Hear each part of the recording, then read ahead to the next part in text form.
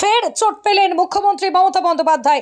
জানিয়ে রাখবো আরো একবার, ভোটের মুখে ফের চোট পেলেন মুখ্যমন্ত্রী মমতা বন্দ্যোপাধ্যায়। এবার হেলিকপ্টারের আসনে বসতে গিয়ে বেসামাল হয়ে পড়ে যান তিনি, তবে নিজেকে সামাল দিতে দ্রুত উঠে বসেন। আপনাদের জানিয়ে রাখবো আরো একবার, ফের চোট পেলেন মুখ্যমন্ত্রী মমতা বন্দ্যোপাধ্যায়। এবার হেলিকপ্টারের আসনে বসতে গিয়ে বেসামাল হয়ে পড়ে যান তিনি। তার চোট কতটা গুরুতর তা জানা না গেলেও উদ্বেগ কিন্তু রয়েছেই। শনিবার দুর্গাপুর থেকে আসানসোল যাচ্ছিলেন তৃণমূল নেত্রী, সেই সময় কপ্টারে উঠতে গিয়ে আচমকায় তিনি পড়ে যান। জানা গিয়েছে কপ্টারে উঠেই সিটে বসার সময় কোনোভাবে বেসামাল হয়ে গিয়ে পড়ে গিয়েছিলেন মুখ্যমন্ত্রী। ঘটনাকে কেন্দ্র করে উদ্বেগ তৃণমূল কর্মী সমর্থক ও মমতা অনুরাগীদের মধ্যে। জানিয়ে রাখবো আরো একবার, ভোটের মুখে ফের চোট পেলেন মুখ্যমন্ত্রী মমতা বন্দ্যোপাধ্যায়। এবার হেলিকপ্টারের আসনে বসতে গিয়ে বেসামাল হয়ে পড়ে যান তিনি, তবে নিজেকে সামাল দিতে দ্রুত উঠে বসেন।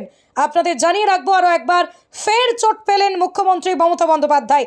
এবার হেলিকপ্টারের আসনে বসতে গিয়ে বেসামাল হয়ে পড়ে যান তিনি। তার চোট কতটা গুরুতর তা জানা না গেলেও উদ্বেগ কিন্তু রয়েছেই।